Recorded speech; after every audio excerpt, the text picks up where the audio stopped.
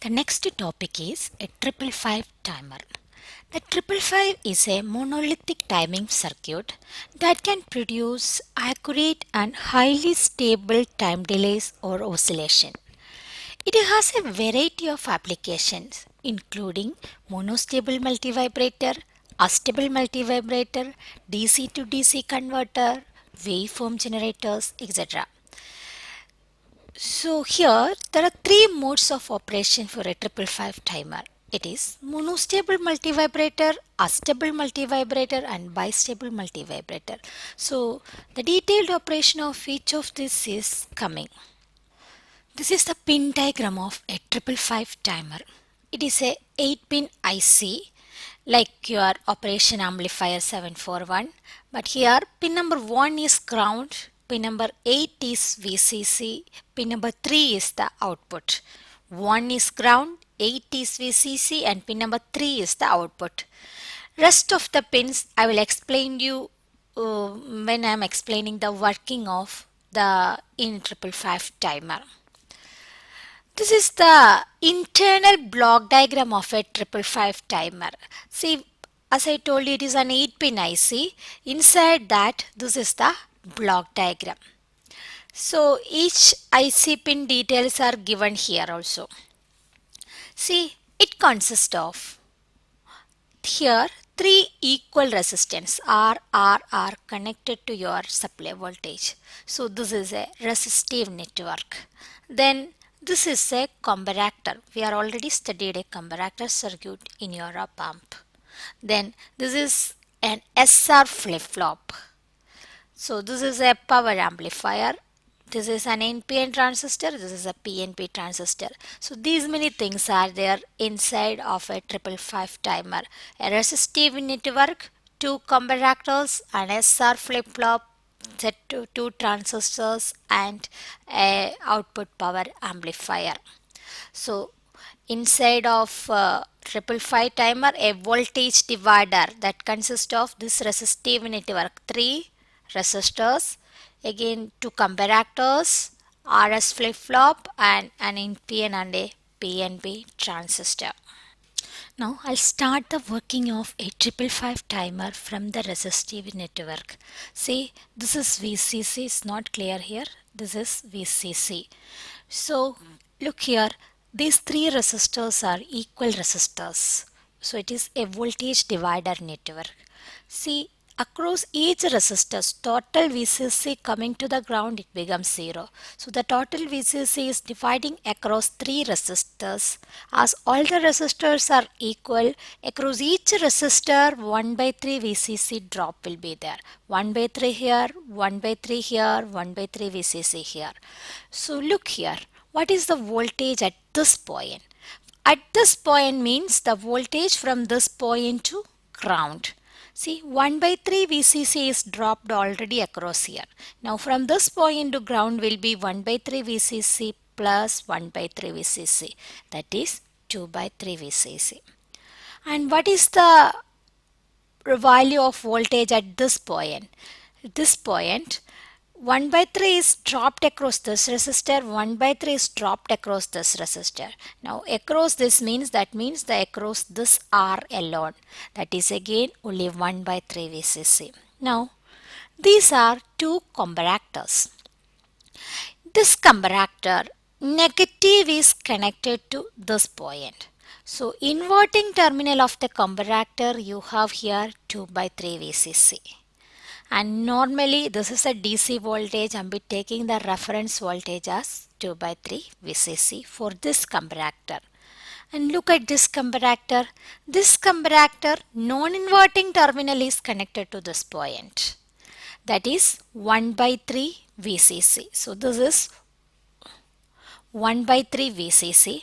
Now this 1 by 3 VCC is connected to the non-inverting terminal and it is a fixed DC, so I can take this as the reference voltage. And the plus terminal of comparator 1 is connected to threshold. It is one of the IC pin number 6 of 555 IC is threshold. And the comparator 2, the inverting terminal is connected to the trigger input. That is the pin number 2 of IC. And all of you are familiar with a comparator. So if you are applying two inputs to a comparator, and if the positive terminal voltage is higher than negative terminal voltage, the output of the comparator will go to plus Vsat. So the comparator, only two output stages are there. One is either plus Vsat or minus Vsat. Plus Vsat I can say it as a 1, minus Vsat in digital terms I can take it as a 0. So if the positive terminal voltage pin number 6 is higher than 2 by 3 VCC, this is 1, or this is 0. Similarly, pin number comparator 2 also. If the positive terminal voltage 1 by 3 VCC is higher than the trigger input pin number 2, it will go to plus Vsat, that is 1, otherwise 0. Now, this is being connected to an SR flip-flop. You all are familiar with SR flip-flops in your digital logic design. An SR flip-flop, the truth table of an SR flip-flop is S is for set, R for reset, the output is Q and Q bar. If S equal to 1, set is equal to 1 and reset equal to 0, we are setting the input. So the output will be 1. So Q bar will be the bar of that will be equal to 0. If S equals 0, R equals 0, both are 0 means there will not be any change in your output. It is the no change state. Now, if S equal to 0, R equal to 1, that means reset equal to 1, the output will go to reset. So it is 0 and then correspondingly Q bar will be 1. Now, S equal to 1, R equal to 1, it will lead to the unambiguous state. So we will not go to that stage here. So I'm not telling about that. So that is SR flip-flop. It has got two output. One is Q, the other one is Q bar. Two output will be there.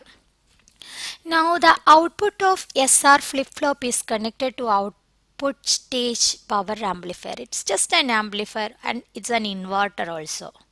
It is a inverter. So if Q is the output, actually my actual output will be Q bar. Just opposite of what I am getting over here. Or I can take directly Q bar as my output. Now see here, this Q is connected to two transistors. One is an NPN transistor. This is an NPN transistor. And the collector of this NPN transistor is the discharge terminal of pin number 7 of 555 timer. So based on your output Q, if Q is high, transistor is on. If Q is low, this transistor is off. So that then correspondingly it will lead to whether discharge should be connected to the circuit or not. So that is the NPN transistor here and the discharge terminal. Now the same output Q is connected to another transistor, that is a PNP transistor. This is a PNP transistor.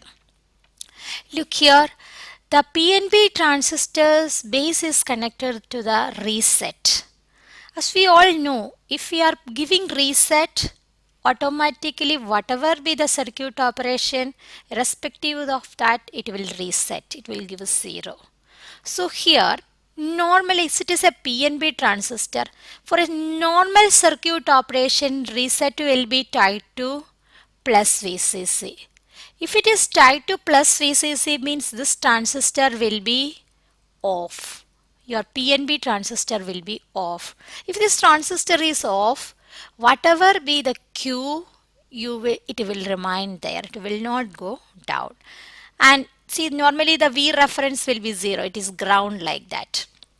So, if any chance I am giving a low input here, active low, it's a low voltage here. I am giving a low or voltage to the reset pin.